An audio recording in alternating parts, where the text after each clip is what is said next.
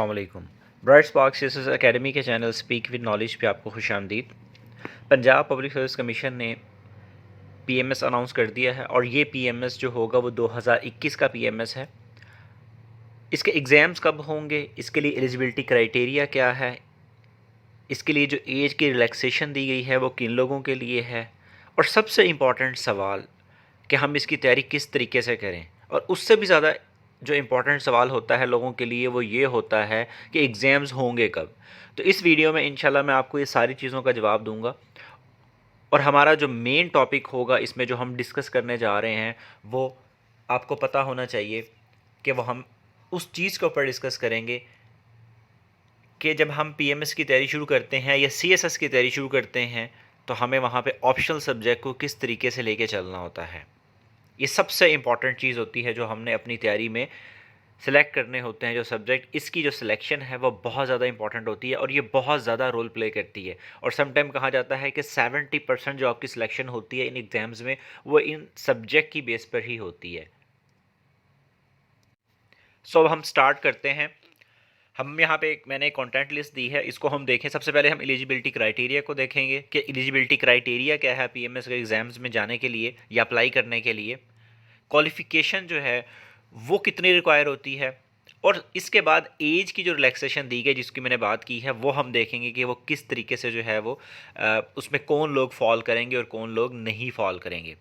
और फिर उसके बाद सबसे इम्पॉर्टेंट जो चीज़ है वो पीएमएस की गाइडलाइन है, यानी कि सब्जेक्ट की सिलेक्शन है।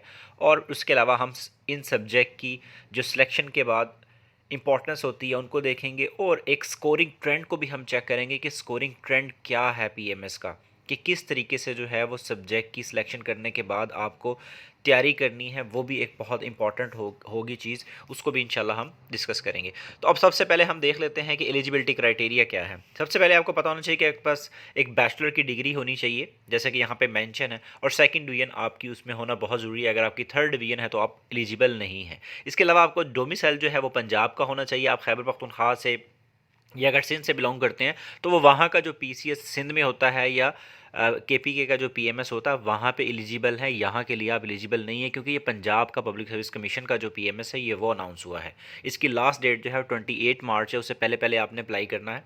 और इसके अलावा जो बेसिक जो कंडीशन है वो आपको मैंने बता दी है। अब हम देख लेते हैं कि इसमें एज का क्राइटेरिया क्या रखा गया है। पहले जो एज थी आपको पता, आज से तकरीबन 3-4 साल पहले 21 साल से 28 साल तक की एज तक जो क्राइटेरिया था लोग उसमें अप्लाई कर सकते थे। लेकिन फिर जब सीएसएस में 2 साल की एज बढ़ाई गई, 30 साल की गई, तो पीएमएस में भी एज 2 साल बढ़ा दी गई।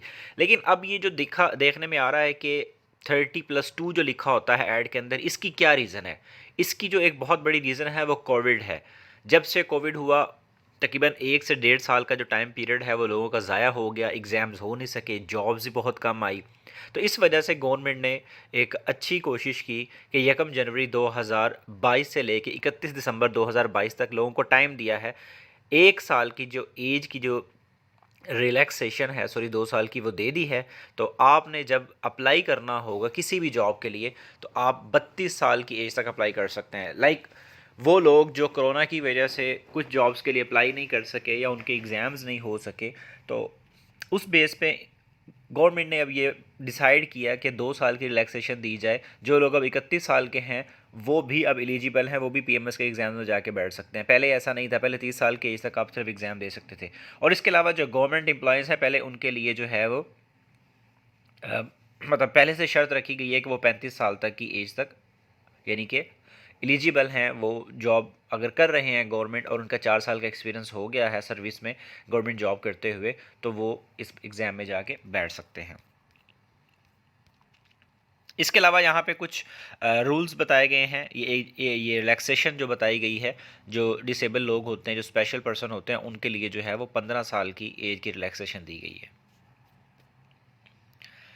अच्छा जी, एक अनाउंसमेंट है, ये हमारा एक कोर्स है, ये सीएसएस इंग्लिश प्रेसी और कंपोजिशन पेपर से रिलेटेड।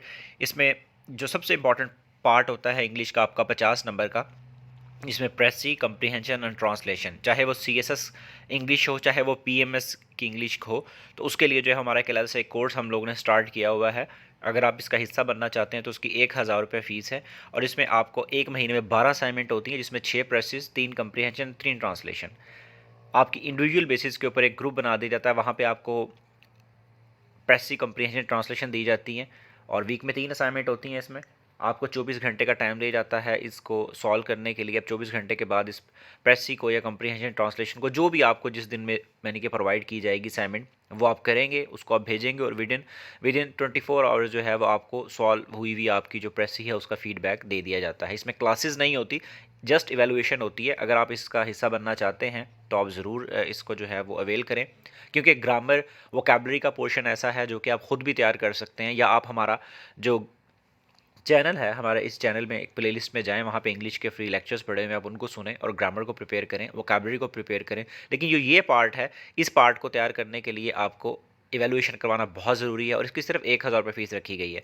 और सबसे इंटरेस्टिंग चीज़ ये है कि हम जो इसकी तैयारी करवाते हैं वो इस तरीके से हम तैयारी करवाते हैं कि आपको बिल्कुल बेसिक से स्टार्ट करवाया जाता है। लाइक आपको जो तैयारी करवाई जाएगी उसमें जो प्रेसेस दी जाएंगी, 100 वर्ड की प्रेसेस से स्टार्ट करवाया जाएगा। ऐसा नहीं है कि जिस तरह कि आप किसी के पास गाइडलाइन लेने के लिए जाते हैं, या अक्सर आप यूट्यूब के ऊपर वीडियोस देखते हैं, लोग आपको ये गाइड कर रहे होते हैं कि पास पेपर्स की प्रेस ही कर लें। आप कहीं से किसी के पास जाके तैयारी भी करेंगे तो वो आपको इस तरीके से तैयारी करवाते हैं कि पास पेपर्स की प्रेस ही करवाना शुरू कर देते हैं। हम आपको बिल्कुल बेसिक से करवाएंगे, जो बिल्कुल आसान सी 100 वर्ड की प्रेस ही है वहाँ से लेके चलेंगे। फिर 120, 150, फिर 180, 200, 220, 250, 280, फिर 300, इतने वर्ड्स को आहिस्ता आहिस्ता हम लोग जो है वो लेके जाते हैं, ताकि आप इसको अच्छे तरीके से कवर कर सकें। क्योंकि प्रेसी जो है वो एक आर्ट है, और इसकी प्रैक्टिस जितनी ज़्यादा की जाएगी उतना आपको फ़ायदा होगा। तो इस कोर्स में ये होगा कि एक महीने में आपको 6 प्रेसेस, 3 कंप्रीहेंशन और 3 ट्रांसलेशन प्रोवाइड की जाएंगी, 1 बाई 1 आपकी वो चेक होंगी, उनका फीडबैक दिया जाएगा, उनके रूल्स एंड रेगुलेशंस बताए जाएंगे, आपको बताया जाएगा कि ग्रामर की आप कौन सी मिस्टेक कर रहे हैं, आप इस चीज़ को प्रिपेयर करें, आप ग्रामर में ये चीज़ करें, ताकि आपको जो है वो फ़ायदा हो सके। इसका अगर आप हिस्सा बनना चाहते हैं तो ज़रूर आप हमारे साथ कांटेक्ट करें हमारे व्हाट्सएप नंबर पे, ताकि आपको इनरोल किया जा सके। इसके बाद हम अपने मेन टॉपिक पे आते हैं। इसमें जो पीएमएस का जो गाइडलाइन बताया गया है उसके बारे में है सारा कुछ। हमारी ये वीडियो उन लोगों के लिए भी है जिन लोगों को सीएसएस के बारे में या पीएमएस के बारे में बिल्कुल भी आइडिया नहीं है। उनको पता होना चाहिए कि इसमें 1200 नंबर होते हैं, जिसमें 600 के जो है वो कंपलसरी सब्जेक्ट होते हैं, और 600 मार्क्स हमने ऑप्शनल सब्जेक्ट में से चूज़ करने होते हैं। वो कैसे चूज़ करने होते हैं वही हम आगे जाके देखेंगे। और दूसरी चीज़, इसमें 50% मार्क्स आपने ओवरऑल लेने होते हैं।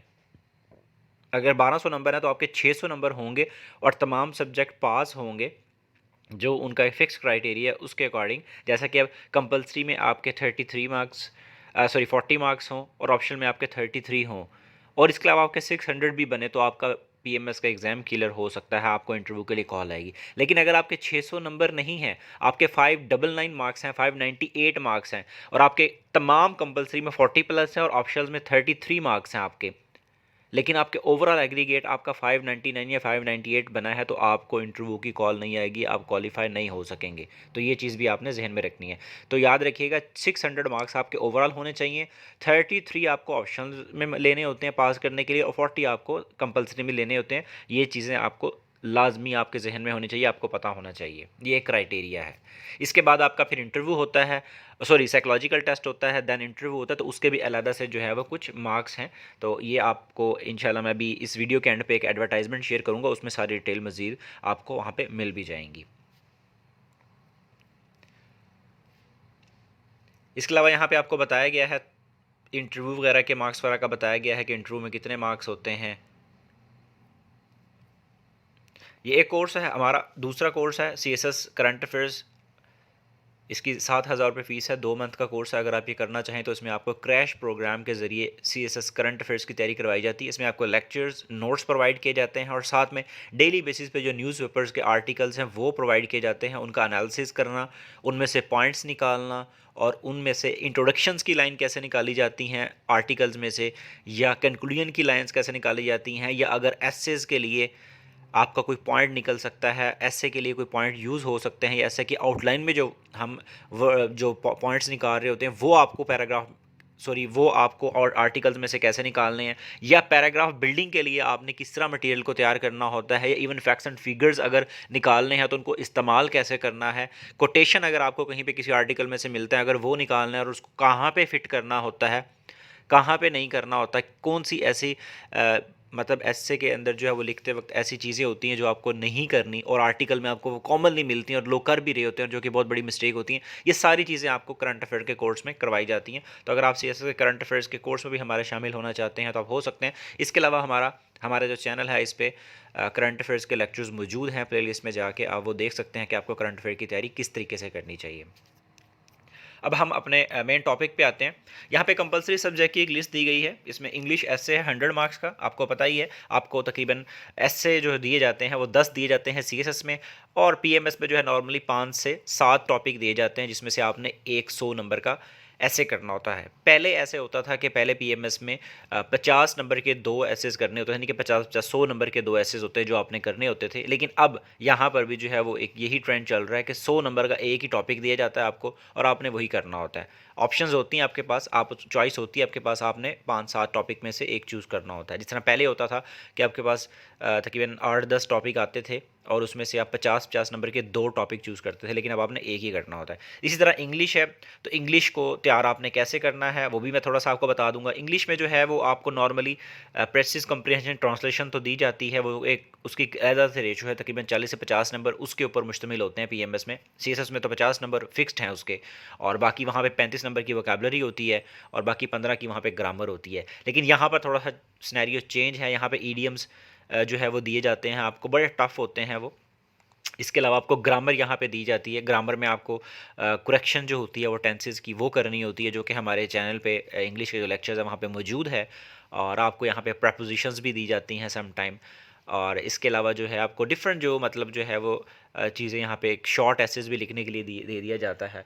तो ये चीज़ें जो हैं इसका पार्ट होती हैं, इंग्लिश का 100 नंबर बनते होते हैं और बड़ी इजीली ये पेपर पास हो जाता है। लेकिन अब पिछले 1-2 सालों से देखने में आ रहा है कि इसमें भी लोगों को टारगेट किया जाता है। अगर आपकी इंग्लिश नहीं ठीक, आपने काम सही नहीं किया हुआ इंग्लिश के ऊपर, तो आपको काफ़ी डिफ़िकल्टी फेस करनी पड़ती है। इसके अलावा उर्दू का पेपर होता है जिसमें आपके पास जो है वो ऐसे होता है, आपको 30-35 नंबर का तकरीबन ऐसे दिया जाता है और समटाइम इसके नंबर बढ़ा भी दिए जाते हैं।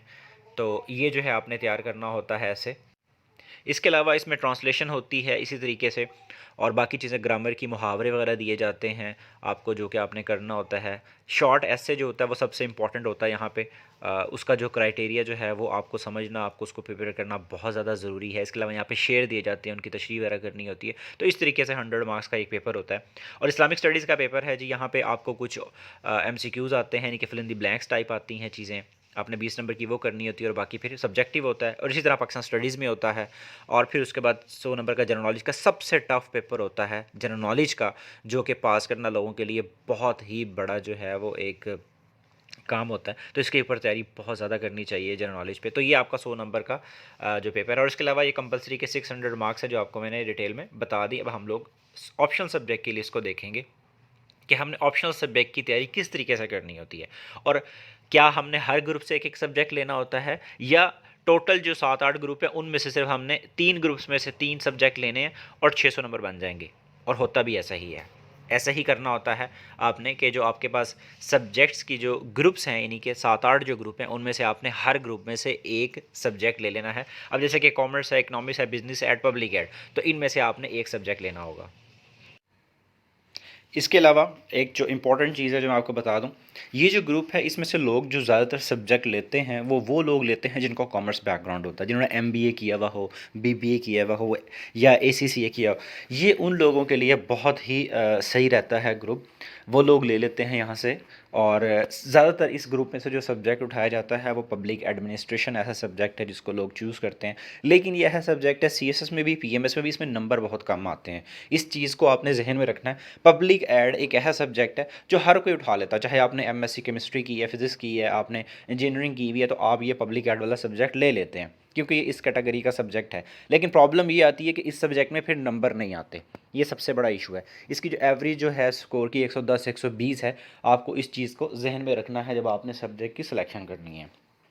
आगे चलते हैं हम, जो दूसरे सब्जेक्ट हैं अब हमारे पास यहाँ पे साइंस बैकग्राउंड जो रखने वाले लोग हैं, ठीक है, उनके लिए ये एक ग्रुप है जिसमें आपको एग्रीकल्चर और वेटनरी साइंसेस और बॉटनी जोलॉजी जैसा सब्जेक्ट जो है वो आपको यहाँ पे मिल रहा है, ठीक है। ये वही लोग रख सकते हैं जिन लोगों ने इन सब्जेक्ट में एमफिल लिया, मतलब किया हुआ हो। और इसमें बॉटनी जोलॉजी अभी ऐसे सब्जेक्ट हैं, आप इनका जब सिलेबस जो है वो आपको प्रोवाइड किया जाएगा, ठीक है, तो आपने सब्जेक्ट की जो नेचर है, आपको सबसे पहले तो वो ये देखना है कि आपने सिर्फ अगर बीएससी की हुई है, आपने बीएससी लेवल तक इसको पढ़ा हुआ है और आप ये कह रहे हैं कि आप इसको टैकल कर लेंगे, तो पीएमएस लेवल पे तो शायद किसी हद तक टैकल कर लिया जाए, सीएसएस लेवल पे बहुत मुश्किल होता है।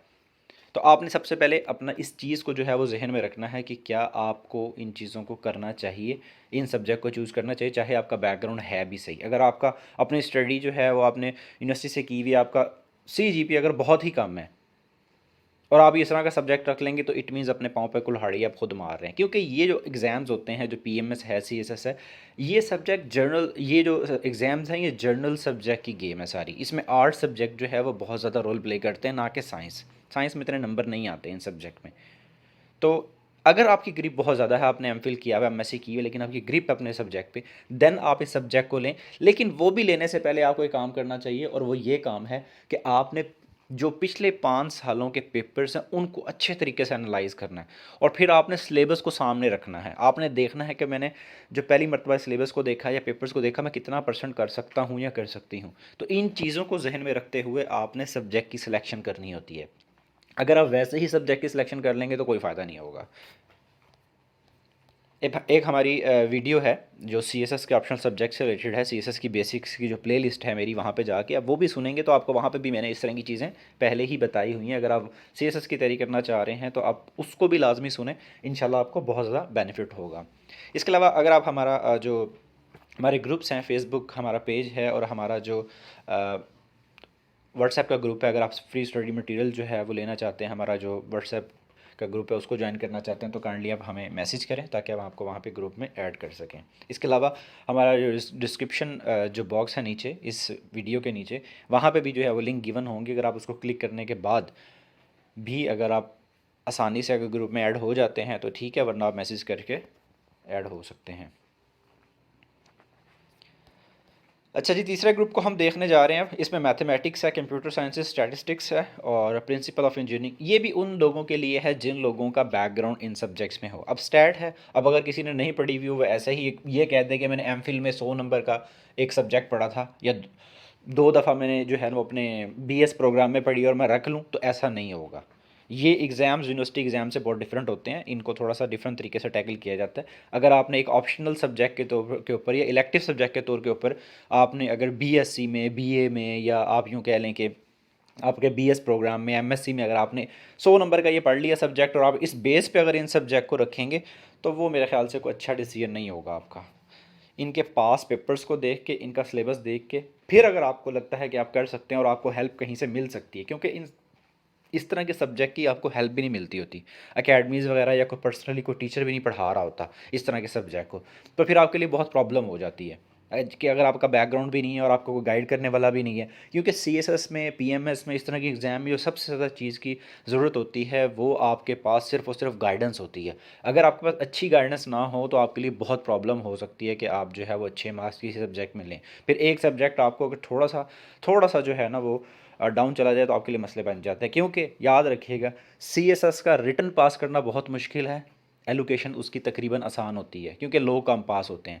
PMS में आपकी एलोकेशन के चांसेस कम होते हैं, रिटन का एग्ज़ाम बड़ी आसानी से यहाँ पे पास हो जाता है अगर आपके 2 पेपर अच्छे तरीके से पास हो जाए, एसए और जनरल नॉलेज। तो ये चीज़ें आपने जहन में रखनी है। अब तो खैर उर्दू वगैरह को, पाकिस्तान स्टडीज़ को भी टारगेट किया जाता है यहाँ पे।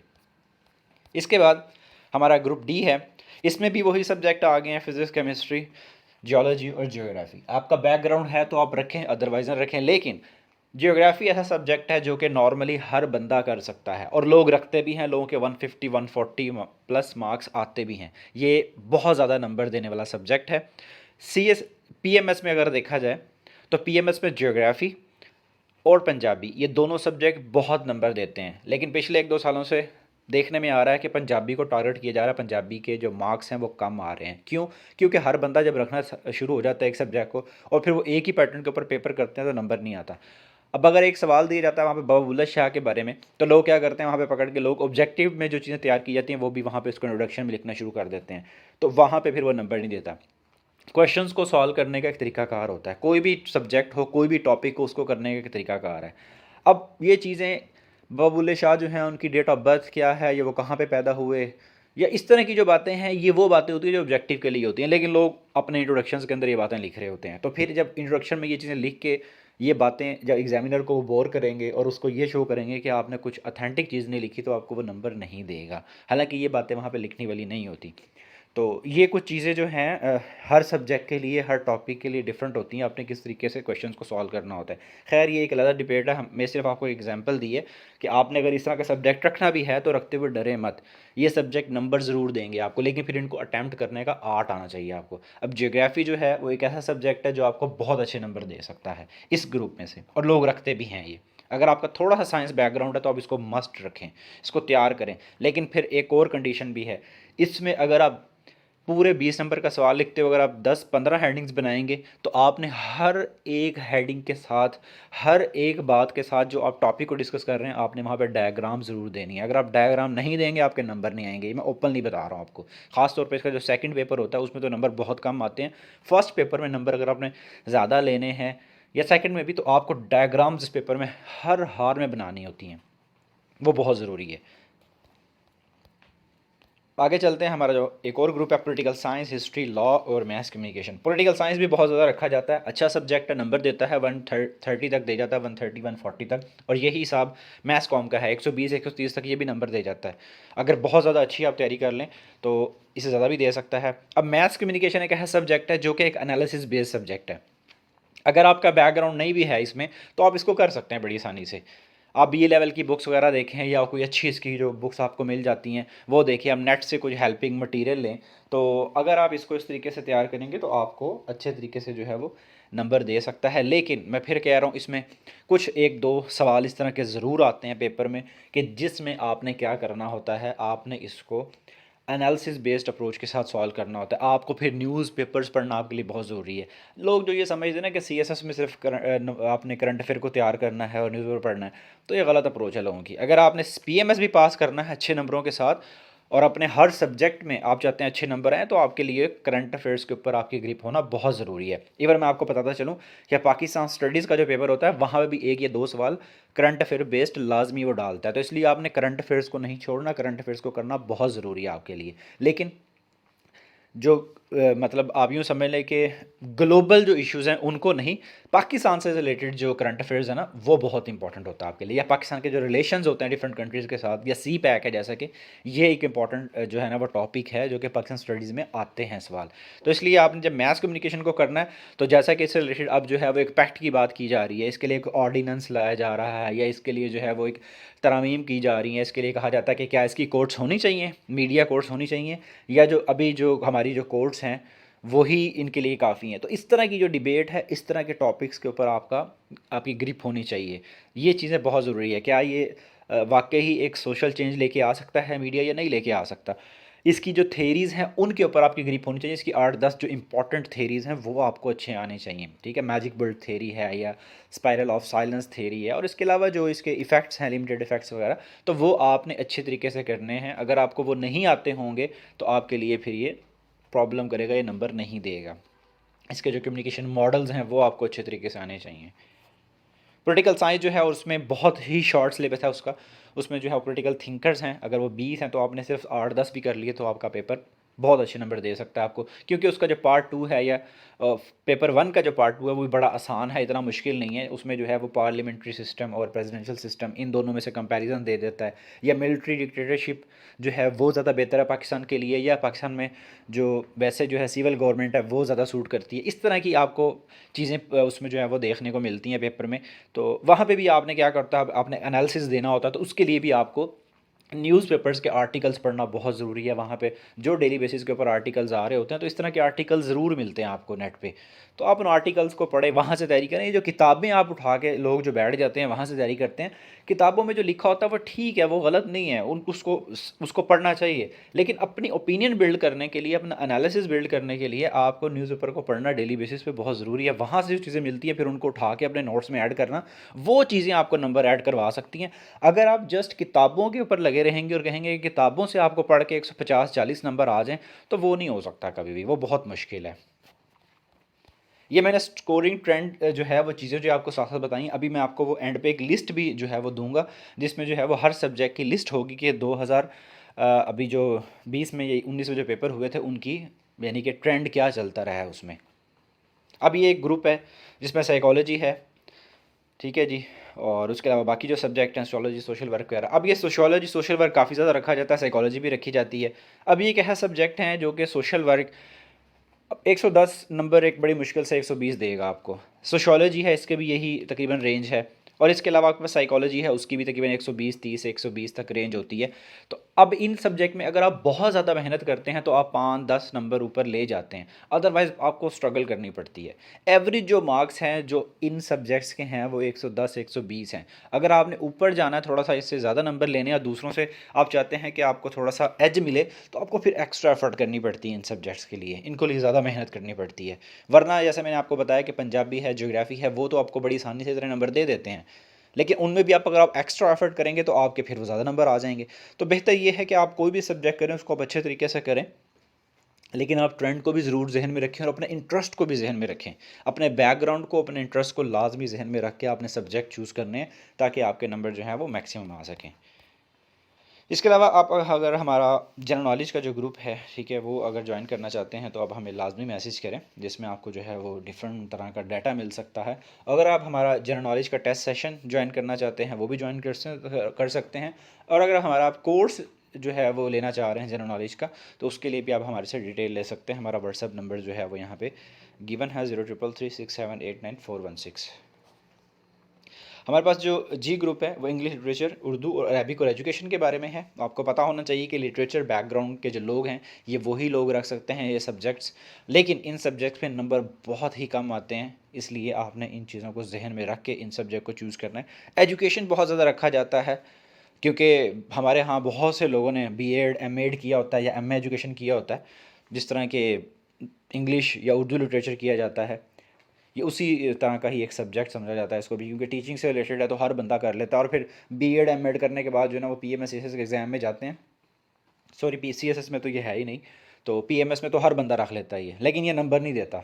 ये बात आपने जहन में रखनी है, इसके नंबर नहीं आते, क्योंकि लोग जस्ट बीएड बेस या एक नॉर्मल जो इन्होंने डिग्री की होती है उस बेस पे अगर तैयारी करके पेपर में जाके बैठ जाएंगे और कहेंगे कि नंबर आ जाएं, तो वैसा नहीं होता। क्योंकि अगर आप इन पेपर्स को देखें और अपने यूनिवर्सिटी एग्ज़ाम्स को अगर आप देखें तो उनमें और इसमें काफ़ी फ़र्क होता है। तो आपने ये भी यहाँ से सब्जेक्ट अगर लेना है तो सोच समझ के लेना, ये एक इंपॉर्टेंट चीज़ है आपके लिए। इसके बाद हमारे पास एक और ग्रुप यही ग्रुप है, सॉरी, इसमें पर्शियन और पंजाबी भी है। पंजाबी के बारे में मैं बता चुका हूँ, पंजाबी को जो है वो टैकल करना थोड़ा सा मुश्किल तो लगता है लोगों को, लेकिन बहुत आसान है, हैबिट डेवलप हो जाती है अगर आप थोड़ा सा जो है ना वो प्रैक्टिस करते हैं। लिखनी भी आ जाती है, बोलनी भी आ जाती है, कोई इतना बड़ा मसला नहीं है, सिर्फ हफ्ते 10 दिन की बात होती है। बात ये है कि ये देखना चाहिए कि इस सब्जेक्ट की इंपॉर्टेंस क्या है। ये सब्जेक्ट नंबर देता है, ऑब्वियसली बहुत ज़्यादा नंबर देता है। अगर आप थोड़ी सी एफर्ट कर लें तो आपके नंबर जो हैं वो बहुत ज़्यादा आ जाते हैं। अगर आप जो एक्सपेक्ट कर रहे होते हैं कि 110 120 आएंगे, नहीं, ये 130 40 से भी ज़्यादा आपको नंबर दे सकता है अगर आप थोड़ी सी इसके ऊपर एफर्ट करें तो। क्योंकि इसमें होता कुछ भी नहीं है, इसमें सिर्फ शेर ही हैं, उन्हीं को याद करना होता है, वो काम है आपका। तो अगर आप वो अच्छे तरीके से कर सकते हैं तो आप ये ज़रूर रखें। यहाँ पे जी एक अनाउंसमेंट है फिर दोबारा से, हमारा जो जनरल नॉलेज का कोर्स है उसके बारे में। अच्छा, इंपॉर्टेंस की हम बात कर लेते हैं। जो इम्पोर्टेंट है सब्जेक्ट सिलेक्शन की, उसकी हम बात कर रहे थे पीछे। हमने देखा कि कौन सा जो सब्जेक्ट जो है वो किस हिसाब से रखना चाहिए हमें, उसमें क्या जो है वो हमें देखना चाहिए। जब हम सब्जेक्ट रखते हैं या हमें सिलेबस को और पास्ट पेपर्स को देखना हमारे लिए बहुत ज़रूरी है। इसीलिए अब जो इम्पॉर्टेंट चीज़ है वो एक स्कोरिंग ट्रेंड है, कि यहाँ पे स्कोरिंग ट्रेंड होता क्या है, कि जिस हिसाब से जो है वो नंबर दिए जा रहे हैं, कौन से सब्जेक्ट में कितने के लोगों ने अप्लाई किया, ये चीज़ें आपको पता होना बहुत ज़रूरी है। अब ये चीज़ें जो है वो मैं आपको भी प्रोवाइड करूँगा नेक्स्ट स्लाइड में, ठीक है। आपको उसमें देखना है, आपको फिर पता चल जाना चाहिए कि ये सब्जेक्ट इतना कि इंपॉर्टेंट है, इसमें इतने लोगों ने अप्लाई किया और इतना ये टारगेट हुआ और इतने नंबर इसमें दिए जा रहे हैं। तो वो चीज़ जो है आपके लिए बहुत आसानी कर देगी कि आपने अपने सब्जेक्ट की सिलेक्शन किस तरह करनी है। ये एक लिस्ट गिवन है यहाँ पे, ये आपको बताया जा रहा है यहाँ पे, इसमें देख सकते हैं आपके पेपर जो देने वाले लोग थे तकरीबन 7100 66 यानी कि 7166 लोग थे जिन लोगों ने एग्ज़ाम दिया। ठीक है जी। और इंग्लिश ऐसे के पेपर में कितने लोग अपेयर हुए हैं, फिर कितने लोगों के कितने नंबर आए, ये सारी यहाँ पे लिस्ट जो है वो गिवन है, आप देख सकते हैं। और बाकी इसके अलावा आपके जो जितने भी सब्जेक्ट हैं कंपलसरी हैं और ऑप्शनल सब्जेक्ट, हर सब्जेक्ट की यहाँ पे लिस्ट आपको दी गई है। आप इसमें अच्छे तरीके से देख सकते हैं। अगर आप ये लिस्ट हमसे लेना चाहें तो आप हमारे व्हाट्सएप नंबर पर मैसेज कर सकते हैं, आपको ये मतलब प्रोवाइड कर दी जाएगी ताकि आप इसको आसानी से देख सकें और आपको स्कोरिंग ट्रेंड का जो है वो अंदाज़ा हो सके कि स्कोरिंग ट्रेंड क्या था, किस तरीके से जो है वो लोगों को पीएमएस में नंबर दिए गए हैं, किस हिसाब से जो है वो लोगों ने इसमें स्कोर जो है वो अचीव किया है। तो ये बहुत इंपॉर्टेंट है आपके लिए, इनको जो है वो देखना, इसके ऊपर जो है वो थोड़ा सा एनालिसिस करना और फिर उसके बाद सब्जेक्ट को सिलेक्ट करना बहुत ज़रूरी है। ये तकरीबन तमाम सब्जेक्ट की जो लिस्ट है वो दी गई है। ये 2019 की है, ये देख सकते हैं आप, ये 2019 के पेपर है और ऊपर जो ग्रीन वाली थी वो 2020 के पेपर्स की थी कि 2020 का जो पीएमएस हुआ था उसमें क्या ट्रेंड था, और 2019 का जो है वो येलो वाला है, इसको आप अच्छे तरीके से देख सकते हैं। इसमें आपको हर सब्जेक्ट की जो लिस्ट है वो आसानी से मिल जाएगी।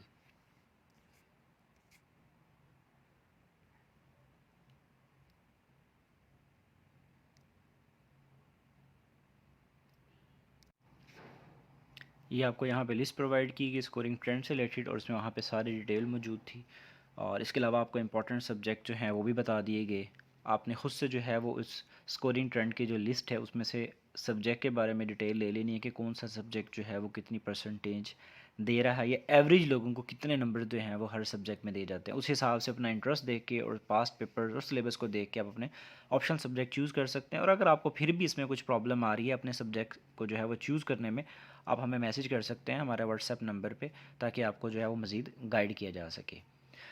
और इस तरीके से जो है आपका जो लेक्चर था वो कंप्लीट हो गया। लेकिन अगर आपको फिर भी किसी भी किस्म की गाइडेंस चाहिए हो, आप हमें मैसेज कर सकते हैं, हमसे बात कर सकते हैं, ताकि आपको जो है वो मज़ीद गाइड किया जा सके। ठीक है जी, अपना ख्याल रखिएगा। अल्लाह हाफिज़।